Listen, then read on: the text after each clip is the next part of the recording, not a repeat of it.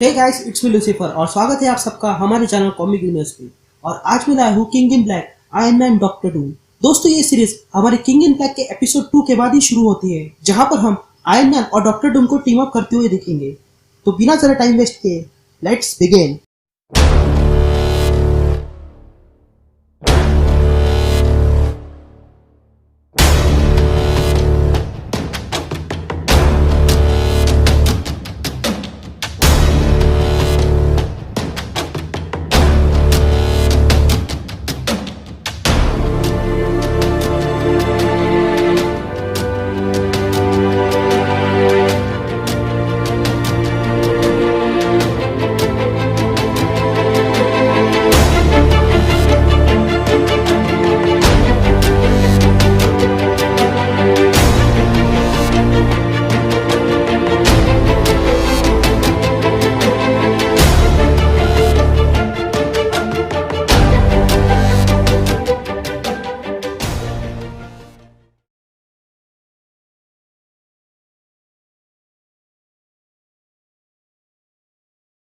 कहानी की शुरुआत में हम टोनी स्टार्क को देखते हैं, जो अपनी आंखें बंद कर खड़ा था। तभी उसके पिता उसे आंखें खोलने के लिए कहते हैं। टोनी अपनी आंखें खोलता है और एक बड़ी सी बिल्डिंग को देखता है, जो हॉवर्ड स्टार्क ने उसे गिफ्ट में दी थी।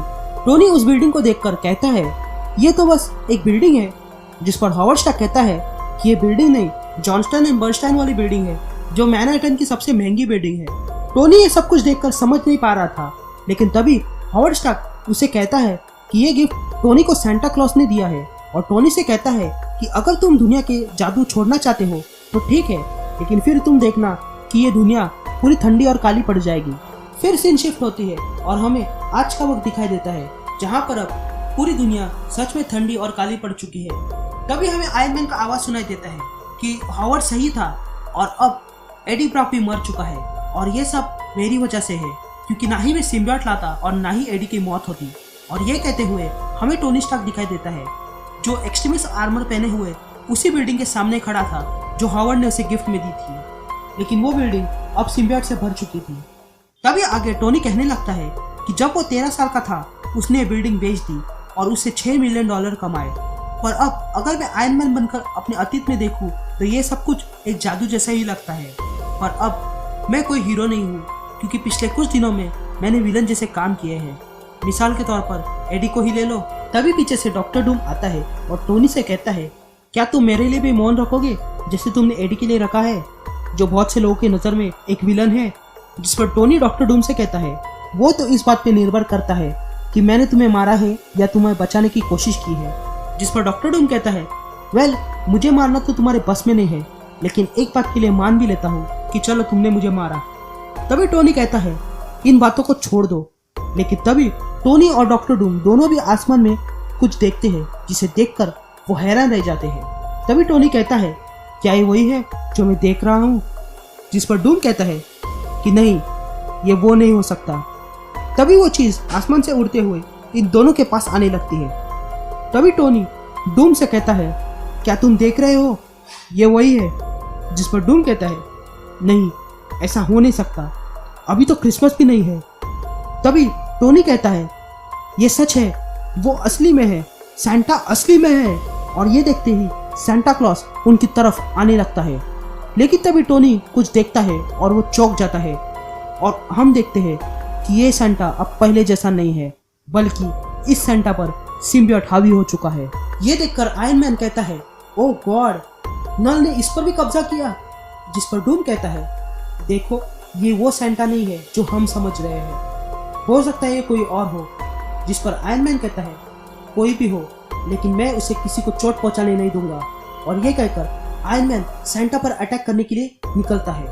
तभी डॉक्टर डूम उस सांता के सामने आ जाता है और उस पर अटैक करने की कोशिश करता है, लेकिन तभी सांता के रेंडियर्स डूम पर अपने मुंह से सिम्बियोट फेंकते हैं। लेकिन तभी आयरन मैन बीच में आकर अपने ब्लास्ट से डूम को बचाता है। तभी सांता एक गिफ्ट उठाकर उन दोनों पे फेंकता है, जिसके कारण वहां पर एक ब्लास्ट होता है और आयरन मैन और डॉक्टर डूम दोनों जाके एक दीवार से टकराते हैं। आयरन मैन दोबारा से आता है और सांता को रोकने लगता है, लेकिन तभी सांता को गुस्सा आने लगता है, और इससे पहले वो कुछ कर सके, डूम सांता पर सामने से अटैक करता है, जिसके कारण सांता सीधा आसमान से जमीन पर आ गिरता है। डूम और आयरन मैन को लगता है कि सैंटा की कहानी अब खत्म हो चुकी है, लेकिन अभी भी सैंटा हार मानने वालों में से नहीं था। वो तुरंत उठकर खड़ा हो जाता है और ये देखकर आयरन मैन और डॉक्टर डूम दोनों भी हैरान रह जाते हैं। टोनी सैंटा से बात करने की कोशिश करता है, लेकिन सैंटा गुस्से में आकर अपने मुंह से और आंखों से सिम्बियोट आयरन मैन पर फेंकता है। लेकिन तभी आयरन मैन भी अपने रिपल्सिव ब्लास्ट से सैंटा पर अटैक करता है, जिसके कारण वहां पर एक बड़ा धमाका हो जाता है।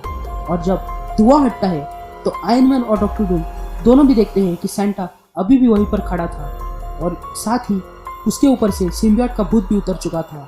डूम और आयरन मैन संभाल कर सैंटा को लेकर आते हैं।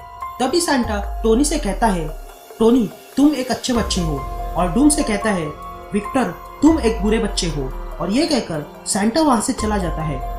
सैंटा के जाने के बाद टोनी को सैंटा का लाइसेंस मिलता है, जिससे उसे ये पता चलता है कि सैंटा असल में कोई आम आदमी है जो न्यू जर्सी में रहता है। तभी डॉक्टर डूम टोनी से कहता है कि इस एक्सट्रीमिस्ट आर्मर से उसने बड़े आसानी से सिम्बियोट को खत्म कर दिया। और तभी टोनी समझ जाता है कि डूम यहाँ पर उसका एक्सट्रीमिस्ट आर्मर लेने के लिए आया है, और इसलिए टोनी उसे देने से मना करता है और वहां से चला जाता है। तभी डूम सोचने लगता है कि क्या वाकई में वो असली सैंटा था। Thanks a lot for watching the video. अगर आपको ये वीडियो पसंद आए तो प्लीज प्लीज प्लीज उसे लाइक जरूर कर दीजिएगा, और चैनल पे नए हो तो इसे सब्सक्राइब भी कर देना। मैं जल्दी लौटूंगा आगे की कहानी के साथ। तब तक के लिए मुझे दीजिए इजाजत, and thank you guys, love you all.